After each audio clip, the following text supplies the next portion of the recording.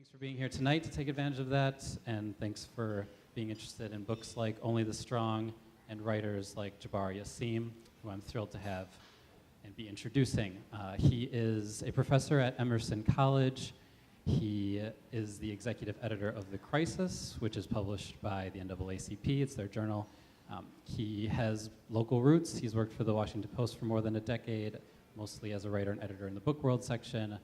He has also written a couple nonfiction books, several children's books, a collection of short stories, all of which establishing himself as a reliable, credible, really necessary voice on race in today's society, speaking through any lens, political, social, cultural, historical. So we're here tonight to discuss Only the Strong, his first novel, which combines all of those lenses in one. He uses the form to his advantage to do so, creating fictional perspectives and settings that accentuate and emphasize certain parts of the conversation and really develops the nuance, subtlety of those conversations throughout the work. It's a really great novel.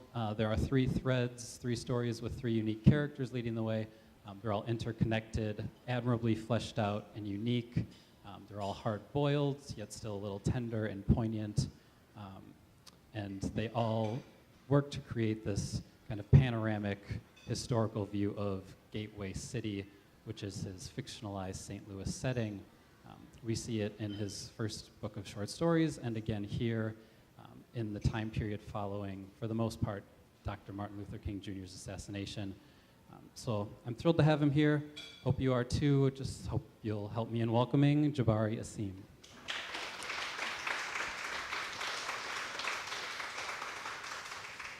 Thank you.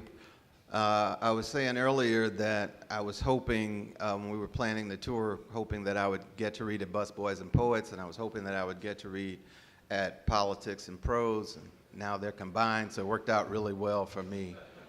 So I'm really happy to be here and share a little of this book with you. I'm going to read about, maybe 15 minutes, and then we can discuss it if you have any comments or questions. Like Justin said, it's set in a fictionalized version of St. Louis, which is my hometown. It's set in 1970. My earlier book, A Taste of Honey, was set in the 60s. I'm hoping to do a decade-by-decade progression where I tell the story of a single African-American community. So this is the second installment. There are a few major characters that run through this particular book. What I did was, in the earlier book, these characters were sort of in the background and other characters were in the foreground, and I switched them this time and moved the characters from the background to the foreground to tell their stories, and hopefully I'll continue to make that kind of progression as I tell the stories. The primary characters in this particular book are Guts Tolliver. Guts Tolliver is a former enforcer for a black crime boss. He's trying to go straight. He had a change of heart after Martin Luther King was assassinated. He wants to see what the peaceful side of life is like after living very much on the other side of it.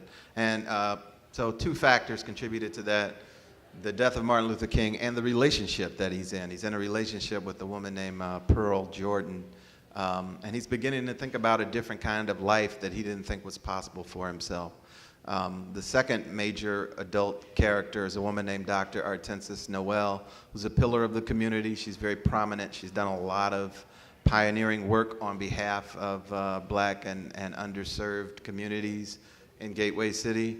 And the third major adult character is a man named Ananias Good, who is the crime boss, who is having an affair, an off and on affair with Dr. Noel. And they're very much on opposite sides of society. So certain tensions arise as a result of that. The first little section I'm going to read you is about their relationship. Despite the intensity of their relationship, Dr. Noel always tries to keep Ananias Good at arm's length. There are things about him she doesn't really want to know. She's not comfortable knowing them.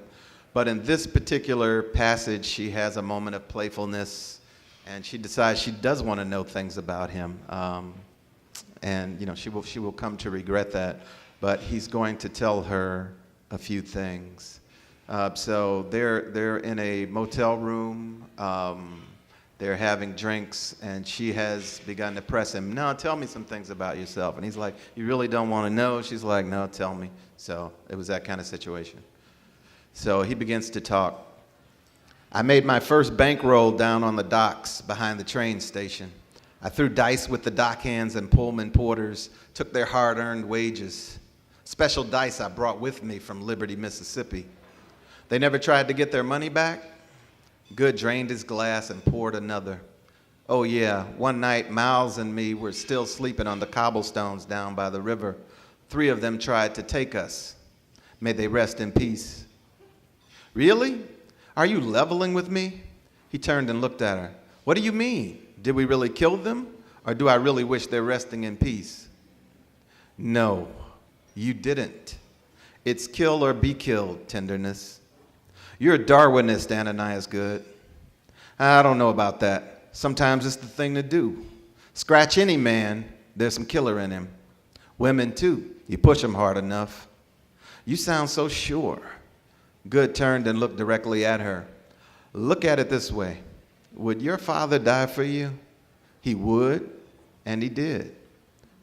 Would he kill for you? Hortensis frowned. Why must everything be about killing? I didn't make life the way it is. I just deal with it. It takes blood is all I'm saying. To do what? Anything. Especially when it comes to the likes of Ike Allen, he thought. Hortensis reached for her empty glass and waved it. Good filled it for her. What about Miles, she asked. Reverend Washington. Now I should interrupt here and mention that Ananias Good's best friend is Reverend Miles Washington, who's a prominent pastor in the community. So you have this unlikely relationship between this pastor and his crime boss, and they're best friends. What about Miles, she asked. Reverend Washington. What about him? He helped you. He willingly got blood on his hands. Miles can speak for himself, but he'll tell you that faith takes blood too. Jesus didn't die easy, he'll say. And you never got in trouble for that? Arrested? Good laughed. She usually liked his laugh. She didn't then. They were black. Nobody cared.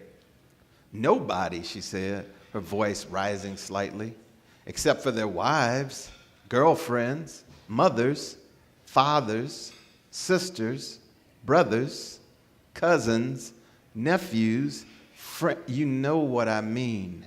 The people that count didn't care. Now, the people they worked for, they might have missed them for a minute. You know what a white man does when his nigger doesn't show up to slave for him? He tells somebody, find me another nigger as soon as you can. You know I don't like that word. Lots of stuff I don't like too. Like when you judge me. Talk to me in that sedity voice like I'm dirty or stupid. I've bled too, more than once, and I've never moaned about it.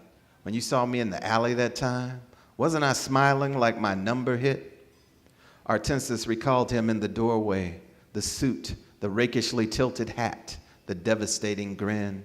She closed her eyes and each detail faded away until there were only his teeth. Sedity? You heard me. Anybody can see how you strain to be all damn dignified with your careful walk and educated talk, your white gloves and church lady hats. Who do you think you're fooling? Honey Springs is more than skin deep, baby. You can't hide it that easy. You're right. I can't hide where I come from because nothing can cover it. Just like nothing can cover you, not even pinstriped suits and custom boots. It's different from me, he protested. I'm a businessman. You're a gangster. Your business is hurting other people, taking their hard-earned dimes, and when they've got nothing left for you to take, you gut them like a fish. People have to know that I ain't gentle. That ain't how the world works. I know. It takes blood. You've already told me. I'm not going to bleed for you. I'm not asking you to. I don't do what I do because I like it. I do it because I'm good at it. People know it. When I'm gone from this world, nobody will say I went down easy. Hortensis smirked, like Jesus, right? Good ignored her. People will remember me.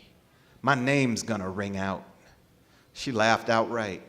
To whom? The people who count or the people you stole from? What about those bodies you put in the river? What about the bones? Someday they might float to the surface with your fingerprints on them. Good rolled away from her, already reaching for his pants. He stepped into them and grabbed his shirt, buttoning swiftly, erratically. Propped up on her elbow, Hortensis watched him tug on his socks and wrench on his shoes. She wanted him to stay, to fight with her like a husband who knew that after all was said and done, they'd still end up side by side, sleeping off their anger. But Good was halfway out the door. He stopped and turned around. His gaze was level. I didn't go to medical school, he said, but there's plenty I know. Them bodies I rolled into the river didn't come back, and they won't, because I weighed them down just right. See, that's something I know. He left. They didn't share a bed again for nearly 2 years. So that's sort of an episode in the ongoing drama that is their relationship. Let's see. So in this next section, Dr. Noel is at a neighborhood fair in North Gateway, providing some medical services. And this section also goes back in time and explains a little bit of her life in Honey Springs, Arkansas, before she came north to Gateway City. And I should point out that throughout the book, Dr. Noel is pursued, or she believes she is pursued, by 3 ghostly black women who are obviously from another era. And she's, at this point in the story, she's yet to figure out who they are, but it's something she's working on. "Hello, North Side," the man in the red vest bellowed. "Welcome to Afro Day in the park." The quiet corner of Fairgrounds Park where Guts Tolliver spent his favorite mornings had been transformed into a carnival. Banners hung the previous month by the men of the Black Swan draped the gates at Kossuth and Fair Avenues. A tilt-a-whirl, a Ferris wheel, and a carousel surrounded the Abram Higgins Memorial Garden. Nearby, the Harry Truman Boys Club sponsored a dunking booth. An elaborate sprinkler set, vast and tentacled, sent prismatic spray in the air. Families relaxed on picnic blankets and enjoyed the shade beneath beach umbrellas along the path on which Crusher Boudreaux usually ran his miles. Crusher stood a few yards off the path in his standard workout gear, but he wasn't exercising. He had been drafted to oversee the swing the hammer, ring the bell game. On the stone bridge, Reuben Jones and Lucius Monday sat behind easels, offering instant portraits and caricatures for $3 each. At softball diamond number 1, a bandstand had been erected in the shallow outfield. The man in the red vest presided there as master of ceremonies, strolling a stage festooned with his radio station's call letters. Teenagers gathered at the foot of the stage to mingle and flirt. From her booth between Stormy Monday's pie stand and the autograph kiosk manned by Rip Crenshaw and the home team's fleet center fielder, Hortensis offered free blood pressure screenings and lead poisoning tests.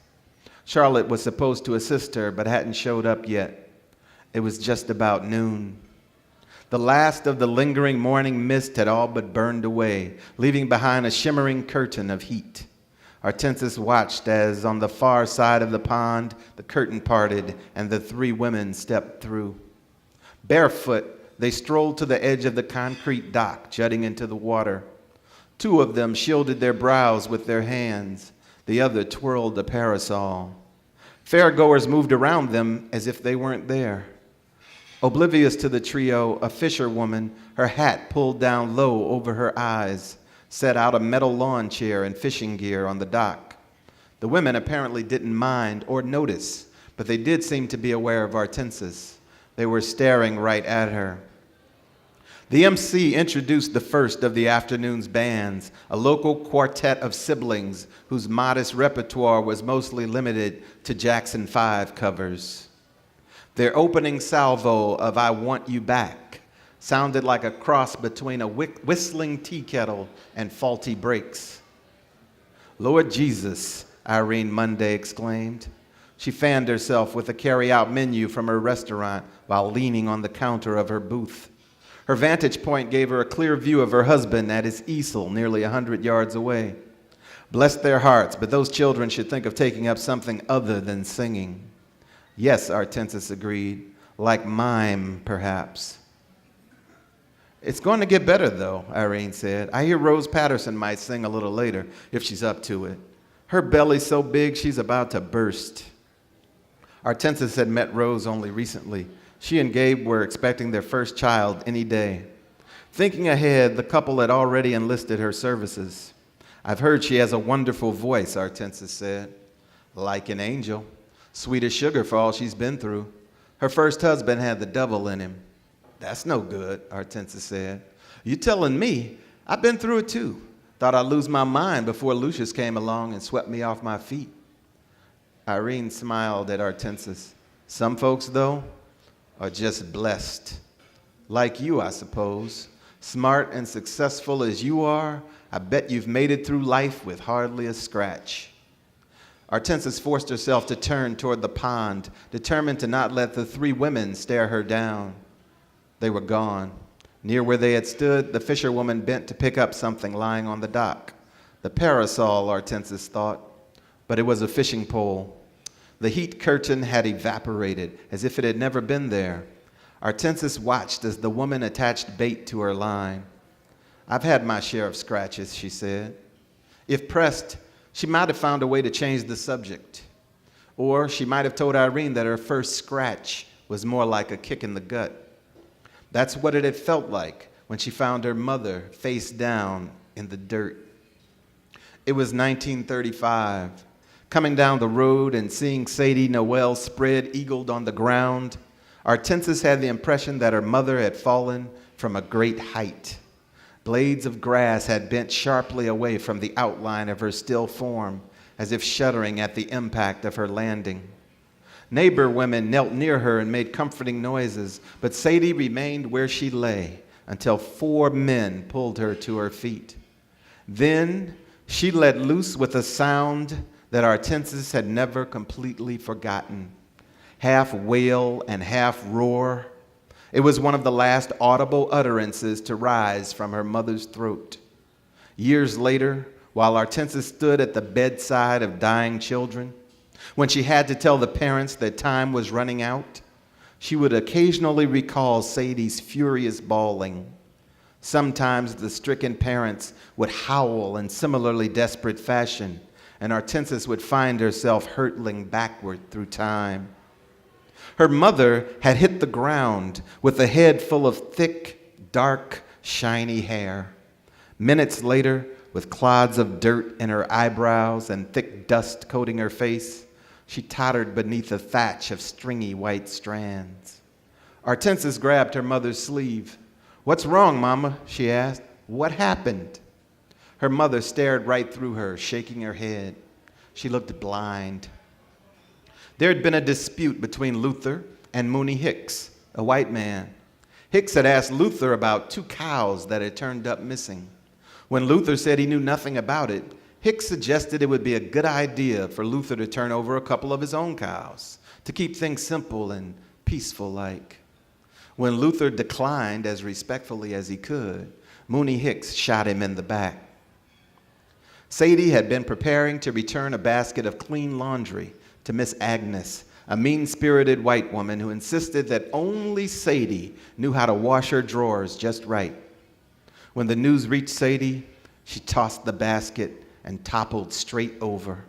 She remained there, still as a stone, while sheets, pillowcases, and women's underthings slowly floated down like snow. The next day, Artensis collected the laundry that her mother had spilled. She washed it in a big iron pot in the backyard, stirring it in boiling water and washing it with homemade soap, before rinsing it all and hanging each item on the line to dry. These were tasks she knew well. Her mother had put her to work on small pieces in a tub at the age of 6, shortly after she learned to read. She had begun feeding and weeding at age 4. By the time she was 15, there was little she couldn't do around a farm. By 15, she was also certain that she despised everything about agriculture. With her father's blessing, she had begun to dream of a different destiny. His brutal erasure hastened her plans. Miss Agnes demanded to know why the washing was late, even though she already knew the answer. Word of Luther's death had spread quickly. "My daddy got killed," Hortensia said. Standing attentively on the back porch while Miss Agnes frowned at her from the doorway, she held the heavy basket and waited for permission to set it down or bring it in. "A shame," Miss Agnes said. "Niggers do get into scrapes. Them juke joints ain't nothing but sin and depravity. I thought Luther knew better." "It was a white man done it," Hortensia said, faster than she wanted to. Miss Agnes leaned down, grabbed her by the chin, and pulled her close. "You listen to me. For as long as you live, there's 3 things you should never do. Never lie, never cheat, never steal," advised the woman who had neglected to pay Sadie for the past 4 weeks. "God sees everything you do, and he knows that as soon as you go wrong, you can count on him punishing you for it, just like he punished your daddy." Hortensia was pretty sure some kind of force lurked in the world, a presence she couldn't explain and often preferred to ignore. It wasn't the loving God her mother would mumble to with increasing fervor each night, a pale, patient old man who would one day reward Sadie's lifelong virtue by raising up Luther like Lazarus and sending him back to her waiting arms. Far from that. Hortensia suspected the force was a hunger as old as the universe, a phenomenon that was neither good nor evil, but nonetheless fed on human suffering. She had no patience for talk of angels and saviors, but she knew the hunger was real. Okay, so that tells us a little bit about Hortensia's. Thank you. And I always end with the one last little bit. This is about Hortensia's Good, the crime boss, who doesn't have a section of his own in the book, but he is the vector through which all the characters pass. And as part of his large criminal enterprise, he owns a lot of property, including a country estate, complete with a farmhouse and a pond. So this particular scene takes place at his country estate, and we get to see a little bit about Ananias Good, his philosophy, and what he's like and what he thinks. When Good had his country retreat, before the Continental plunged into the lake and ended his flirtation with futile pursuits, his men sometimes played baseball in a neighboring field. He'd join in occasionally, his suit jacket left behind in the farmhouse, shirt sleeves rolled up to the elbows, suspenders straining against the bulk of his chest. His men knew better than to pitch him high and tight or risk beaning him with a curve. They knew to lob something soft toward the plate and wait for him to wallop it past the deepest man, to greet his home run with requisite cheers and the gravest respect, to shout encouragement as he took his gentlemanly jaunt around the bases, Josh Gibson in custom boots, stogie clenched between those powerful teeth. White men loved baseball, he'd tell his men, after the country breeze cooled their sweat and they cracked open beers under a canopy of maples and oaks. With its fenced-in frontiers and diamonds carved out of cornfields, baseball was the American dream, played out under the lights. You could start out in the batter's box with hope and a stick, steal your way across the heartland in search of a big score, and end up a winner by the time you got home. But white men would soon hate it, he continued. They'd soon hate it because in places like Kansas City and Indianapolis and Oakland and Birmingham, black men had grabbed hold of the national pastime with their black hands and dragged their jazzy flair from Jim Crow sandlots to Ebbets Field and the Polo Grounds. They circled under pop flies with deceptive ease and turned double plays like wizards of the air. Jackie Robinson was only the beginning. It was a new game now. Soon, only the ball would be white. They'd hate it because they made the game, and we're remaking it. They made the country from black sweat, Indian blood, and grand theft. If we can remake their game, we can damn sure remake the country. 3 beers in, and Good would be ballistic, proclaiming his expertise on the art of making and remaking. Just look at me, he'd declare. I'm one self-made motherfucker. Hadn't he come from liberty with little more than the lint in his pocket and a talent for inflicting pain? His men, stretched out in the grass and tipsy themselves, eyed one another nervously, lest Good's temper take a fearful turn. If he kept it aimed at white folks, they were safe. If he aimed it inward, they were safe. Sometimes he went down to the lake and raged at his own reflection. They call baseball the national pastime, he ranted, and they love it, sure enough. But the real national pastime is crushing niggers. So crush or be crushed, goddamn. He might be from Mississippi, but his mama didn't raise no fools, he'd say. He knew the rules, he'd say. And if he ever struck out, he'd go down swinging. Thank you.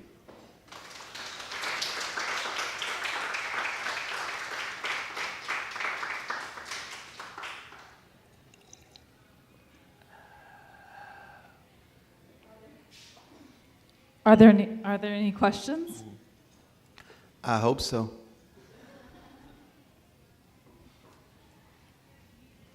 Thanks for sharing, Jabari. It's really insightful to learn about the gateway cities of the Midwest.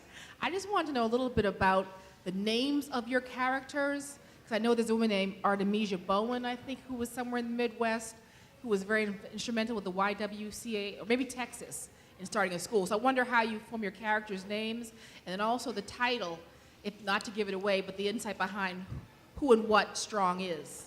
Yeah, I mean, it's not giving it away, I think, to talk about it. I mean, the book is set mostly in 1970, so part of the 1970 community that I grew up in, there were 3 neighborhood black-owned record stores.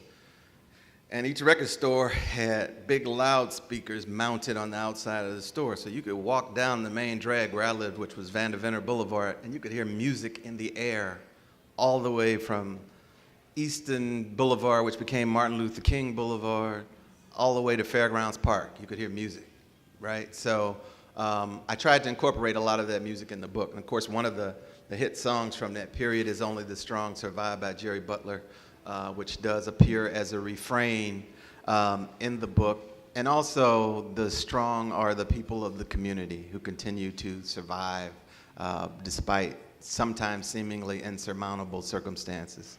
And that's one of the things I wanted to emphasize, this idea of strength sort of resonating through the community.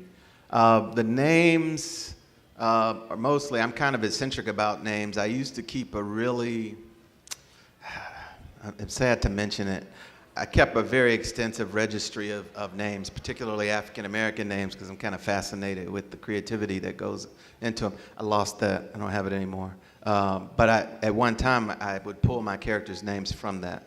But Dr. Hortensis Noel is mentioned, maybe 2 or 3 times in A Taste of Honey. She doesn't have a large part in there. I don't know how I came up with Noel. Don't know where it came from. But Hortensis is my niece's name. And when she was named Hortensis, everyone in my family, this is my brother's daughter. Her mother named her, and we were all like, Hortensis, what is that, right? And her mother's mother, her grandmother, her maternal grandmother, is also named Hortensis. But we didn't know that because she goes by Jewel, so we knew her as Jewel. She's like, actually, my name is Hortensis. So I got a little fascinated with it, and I put it in my book. And I thought, one of these days I'm going to pull it out. So that's essentially where that particular name came from. Ananias Good. I'd used Good as a name for a character in like one of the first short stories I ever published, but I had stolen it from a real person. There was this girl in my neighborhood who was maybe 4 or 5 years older than me, named Jill Good. She was one of the neighborhood beauties, and she was like ridiculously attractive, right? And I was just like a young boy, so There's nothing I could say to her, but she was ridiculously attractive. I can't emphasize that. She was extremely dark. Her hair was extremely dark. Everything about her was extremely dark. She like glowed when she walked down the street. And, you know, all the fellas would holler at her. And her name was Jill Good. And so I wrote a story about a girl. Yeah, I mean, you can't make that up, really, you know? So I published a story years ago called Sugar Thing, and there was a beautiful woman in it who looked exactly like Jill Good, and I actually named her something Good. I can't remember what the first name was. So that's where the good comes from. It's an homage to not even a childhood crush, because I was too distant from her even to have a crush. You know, it wasn't even like that. But I never forgot her, obviously. And the Ananias, it's just one of those names I like. And not to give it away, but in A Taste of Honey, Ananias Good and his partner, who became the pastor, Reverend Miles Washington, they were into some other things in Mississippi before they came north, and they got into some scrapes. So when they came north, they actually changed their names. So he changed his name to Ananias Good. He really was born with a different name.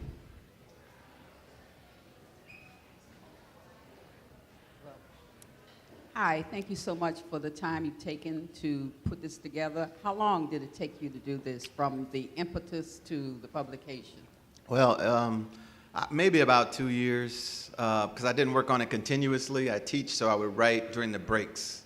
And what I did was, usually when I start something, I know I'm not going to be able to work on it all the time. I have to get to a point where I feel like, well, I've gotten far enough where I'm going to finish this.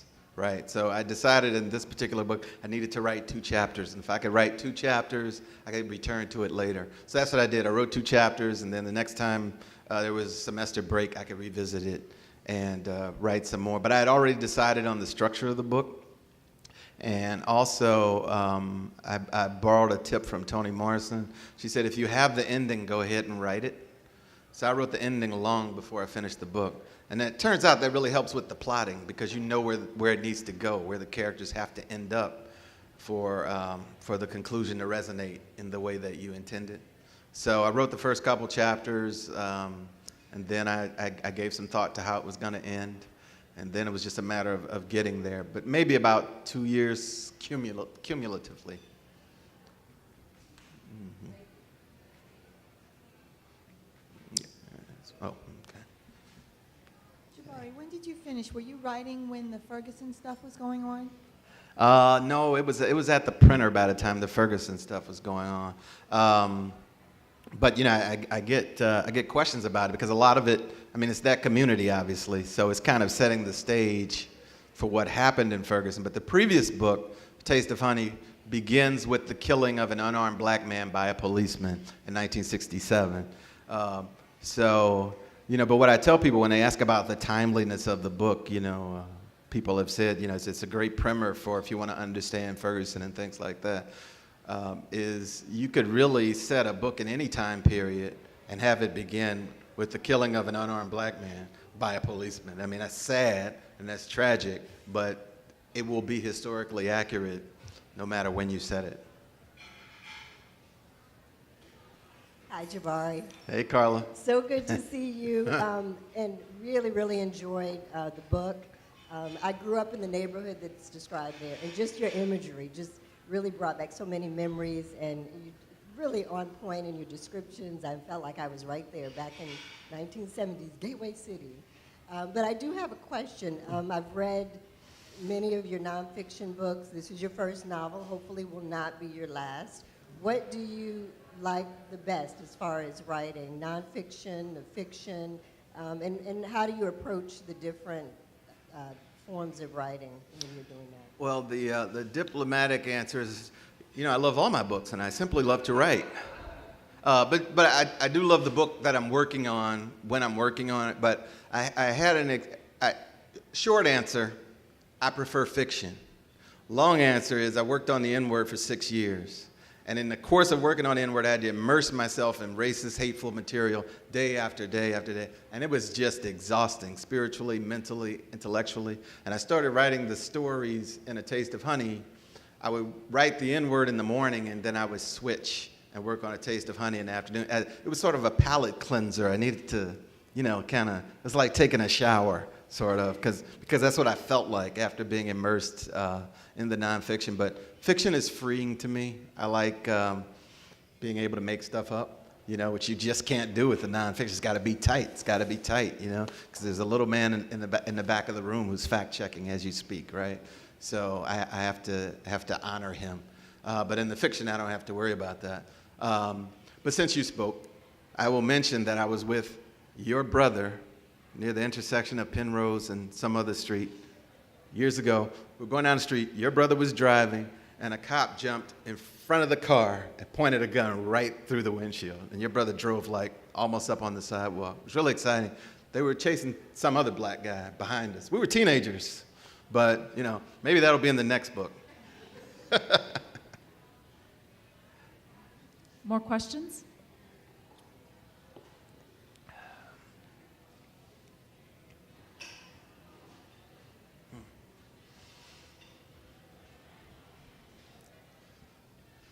Jabari, you're so rigorous, like you said. There's a little man fact-checking as we speak, and your nonfiction is so tight and so ordered and rigorous and all of that. Say a little bit more. You said fiction is freeing, but how do you even get to the point after building a career in nonfiction and that kind of rigor, where you can even allow yourself that kind of free? Like, what door did you have to go through to write your first thing that hadn't actually happened, right? Well, I mean, I think even when I came to Washington in '96, I hadn't published any books yet. And the first book I published was a YA novel. It was actually fiction, that I had to do some research for, because it was set during the Reconstruction era. And so I had to become sort of like a mini expert on Reconstruction to write that. And that was wonderful. That was a wonderful experience. But I really stumbled into nonfiction. It was never my intention to do nonfiction. It's worked out really well. I want to be clear about that. But the first book I did was Not Guilty. It was not my idea. I was at work when the policemen were acquitted in the Amadou Diallo trial. And my wife calls me and she's upset about it, and I said, why are you upset? You knew they would be acquitted. What's the issue with you? And it probably was the wrong thing to say to her, because we have 4 sons. And she said, well, I'm sitting here watching the news with your 4 sons, and they're looking at Amadou Diallo. What you gonna do? You need to do something. And I said, I'm a wimpy, nerdy writer who's currently editing some copy. What can I do? I can't do anything, right? And so I hung up the phone. I kind of shook my head, I was like, ugh, Then I thought about it in a minute, and I called her back and said, okay, I'll do a book. So that's how I ended up doing the first nonfiction book. And then the N-word, similar circumstances, my agent said, hey, that Not Guilty was pretty good. What you gonna do next? I said, well, I like to write fiction. And she said, well, you've sort of created a path for yourself with nonfiction. And people in the publishing world who saw your previous proposal want to see the next proposal, right? And I didn't have a proposal, so I hung up and I said, I'll think about it. And again, I was talking to my wife, and she said, I think she said, there's not a really good comprehensive history of the N-word, and I said, that's a good idea, let's talk it out. And so we talked it out, and I said, well, really, to do that, you'd really have to do a cultural history of white supremacy. That's really what you would have to do. You can't separate the word from white supremacy, right? So, and she kind of looked at me like, yeah, and, So I said, oh, okay. And that's how I ended up doing that. And then What Obama Means, another accident. I read a book called A Bound Man by Shelby Steele, and the subtitle was Why Obama Can't Win. And up to that point, I agreed with him. I thought Obama can't win, right? I hadn't devoted a whole lot of thought to it. But then I read his book for some reason. It landed on my desk, right? And as I read it, I began to realize that a lot of his arguments weren't making sense. He was omitting a lot of critical cultural information that should go into the conversation. And so I sent a very short note to my agent, no interest in writing a book. I just said, I read this book. It's not good. Here's why. Right? And it was basically just a short email. Unbeknownst to me, she circulated the email, right? So Obama's editor, the guy who edited Dreams from My Father, saw the email, and he was like, I love this. This should be a book. So he calls me, and I'm like, who are you again? You know, and we started talking, and that's how I ended up doing the book. But again, each one of these people, I said things like, well, you know, I write fiction. And they said, that's nice. Let's talk some more about this, you know. So I was able to sell A Taste of Honey because an editor who had bid on all of my nonfiction books and never got the book was like, well, we're going to work together. We're going to work together. So I told my agent, I said, why don't you tell her I write fiction, right? And so she did, and so that editor said, well, let me read the stories, and she read them. She was like, oh, yeah, this is a book. So I was like, finally. So it's kind of odd to kind of be circling back toward fiction when that's actually what I set out to do. Yeah. Now we've got a lot. Just another question, too. Since you're in the classroom, would you think about teaching your scholarship or your fiction work as scholarship? Because neighborhoods are changing, therefore intra-relational relationships are also changing. The neighborhood you grew up in, your children did not grow up in, and I'm sure their children won't grow up in. Yeah. So how do we relate to one another in these kinds of stories, like what you did with St. Louis and Walter Mosley did with California and Los Angeles? We're seeing those sense of human stories. How do we reintegrate that kind of community in either a classroom or in an artificial setting in general? Well, you know, we've just been talking about this where I teach. I mean, it really comes down to diversifying the curriculum. You know, I circulated an essay the other day by a biracial Asian American professor, or a high school teacher. He said, you know, his students are like 80% of various Asian extractions, but the curriculum for his course is all white males. So there's nothing that you know, really speaks to them, which is not to say they cannot respond to those books in a very positive way, because I certainly did. I mean, that's what I was exposed to, and I didn't realize that I missed black writers till I found out there were black writers. So even when I was looking at the curriculum, I wasn't going, there's no writers like me. You know, I got into the writers who were there. Then later, it's like a Christmas present, you know, unwrapping it. Oh, wow, these people exist too. They're wonderful, you know. So I think we have to push to integrate those kinds of stories into the curriculum early and often. And a lot of people are doing that, obviously, but it's far from over. I mean, you know, it's a conversation we have to keep having. And I've been fortunate that, you know, my nonfiction books are taught, and the fiction's taught too. I mean, I hear from teachers all the time, and I'm grateful for that, grateful to be a part of the conversation.